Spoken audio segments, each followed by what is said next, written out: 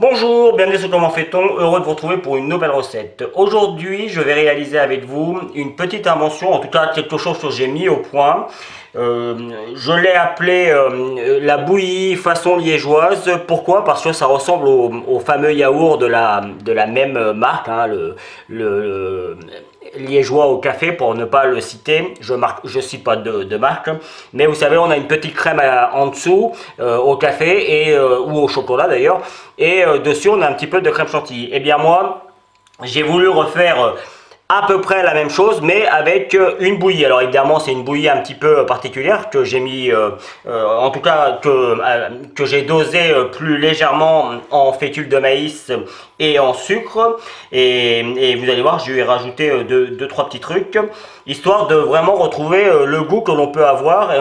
D'une part, ça sera plus facile à faire pour vous, et puis vous verrez, c'est assez surprenant. On retrouve vraiment le goût de ce fameux yaourt et cette structure. Et en plus, c'est vraiment très simple à faire. Donc, dans un premier temps, j'ai mis mon lait à chauffer. Ça, c'est la crème que l'on met en dessous, hein. La crème chantilly, on la fera au dernier moment. D'ailleurs, je la ferai pas devant vous. Je vous la mettrai au niveau des liens là, et puis je la mettrai sur la description. Comme ça, vous pourrez aller voir comment on fait une crème chantilly, mais c'est vraiment très simple. J'ai donc mis 1 ml de lait. Je vais rajouter dans mon lait la valeur d'une cuillère à soupe d'extrait de café. Hop. Alors l'extrait de café, vous voyez, on le trouve partout. Hop.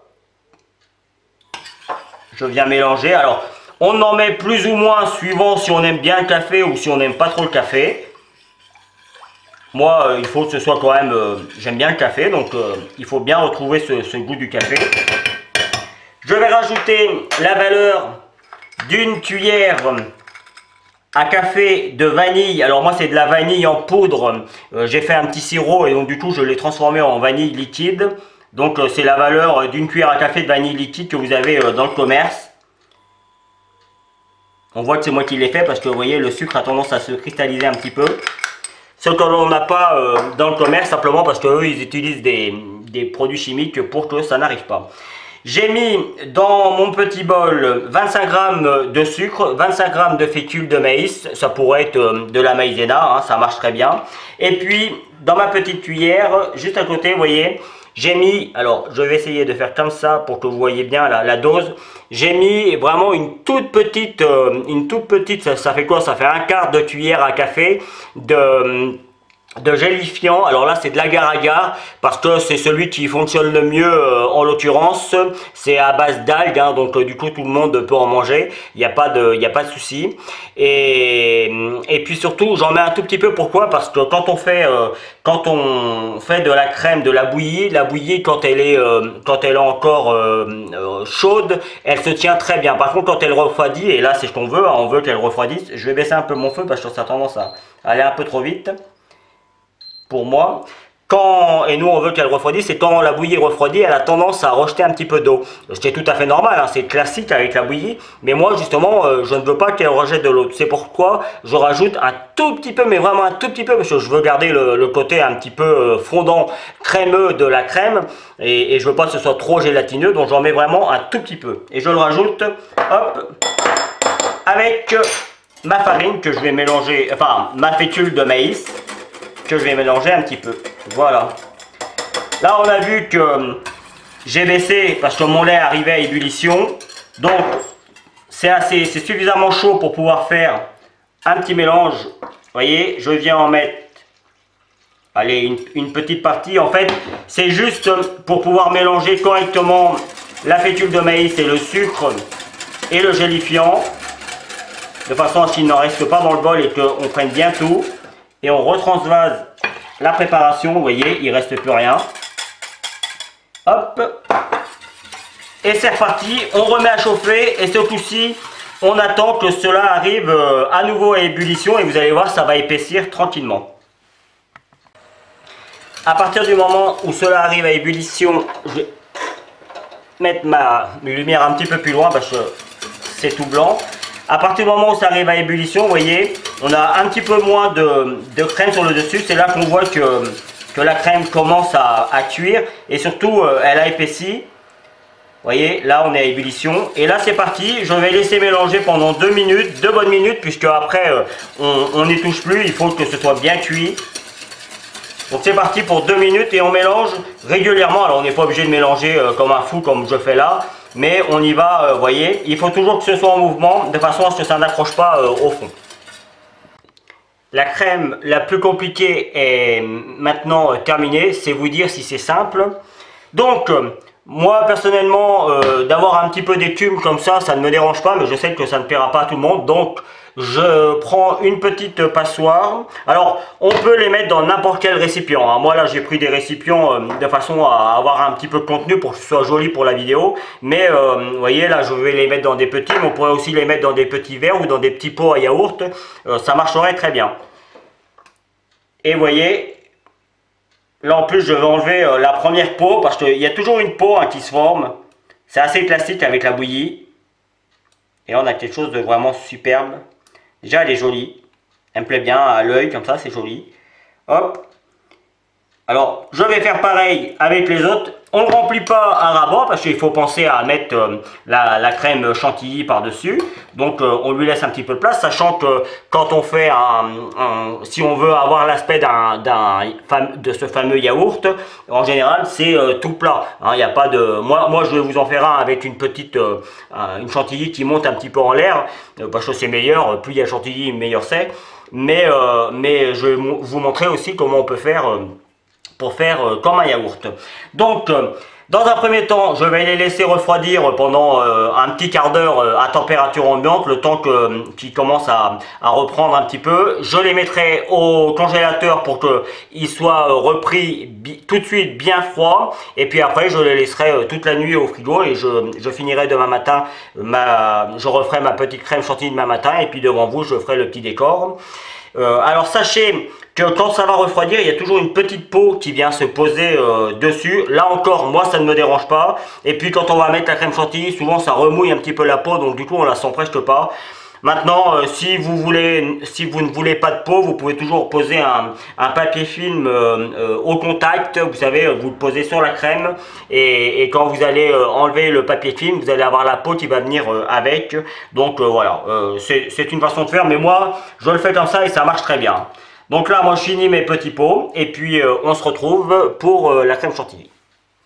Alors juste une info pour la crème chantilly, il faut vraiment que le bac soit bien froid, donc n'hésitez pas à le mettre la veille au congélateur, et il faut que la crème soit bien froide également, et de la crème à 30%, voire un petit peu plus si vous avez, mais en règle générale dans notre commerce, en tout cas dans les commerces qui sont non pro, on trouve que de la crème à 30%, c'est le plus qu'on peut trouver.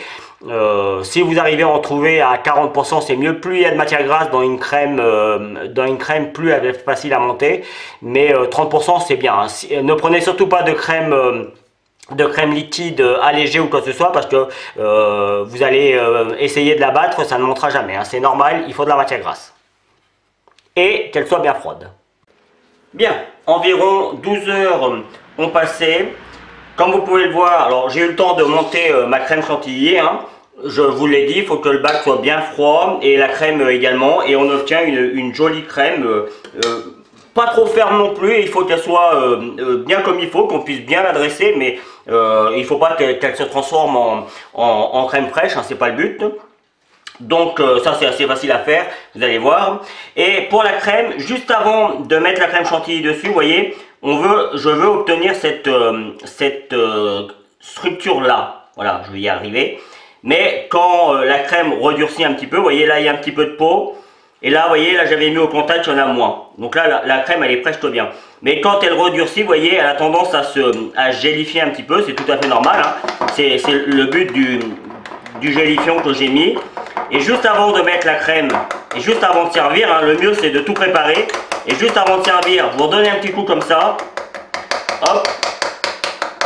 On mélange bien pour éviter qu'il y ait des petits morceaux de peau. Alors moi ça me dérange pas trop. Et vous voyez, là je vais essayer de faire pareil.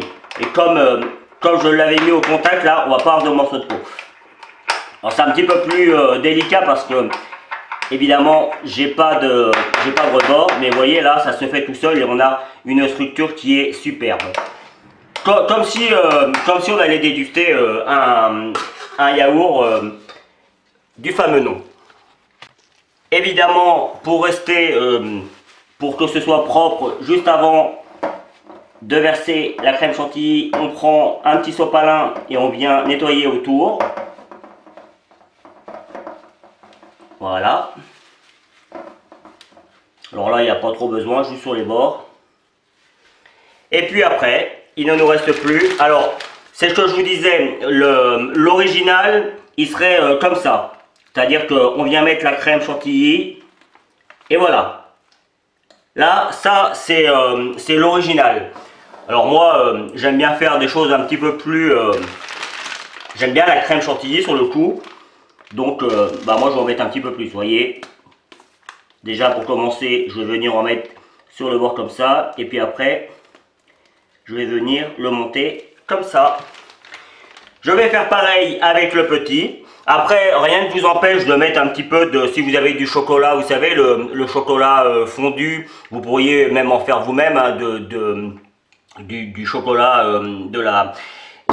ben voilà, j'ai encore un trou de la sauce au chocolat, voilà, je vais y arriver. Et on en remet un petit peu dessus, ou alors si vous avez des petites paillettes ou des choses comme ça. Après, franchement, le naturel, c'est toujours mieux, hein, et je peux vous garantir que là, vous allez vous régaler.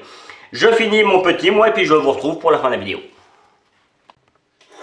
Voilà, la vidéo va se terminer sur cette jolie petite image. Vous avez vu, j'en ai pris un avec de la crème chantilly et la fameuse bouillie un petit peu modifiée. Et je peux vous garantir que déjà on a l'impression que c'est vraiment le fameux yaourt, hein. On est vraiment dans les mêmes structures.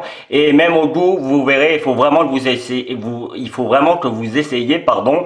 Alors sauf excepté le sucre, parce que les yaourts sont souvent un peu sucrés. C'est vrai que moi j'ai pas mis... j'ai pas exagéré ensuite, donc c'est peut-être là-dessus que vous pourrez voir des différences, mais rien ne vous empêche d'en mettre un petit peu plus ou un petit peu moins, suivant vos goûts. Voilà, j'espère que cette nouvelle recette vous plaira. Moi j'ai pris beaucoup de plaisir à l'inventer, à la mettre au point, et j'espère qu'elle vous plaira également. N'hésitez pas à me demander d'autres recettes si vous avez des idées, si vous aimeriez des choses mais que voilà, ça vous paraît un petit peu bizarre à faire.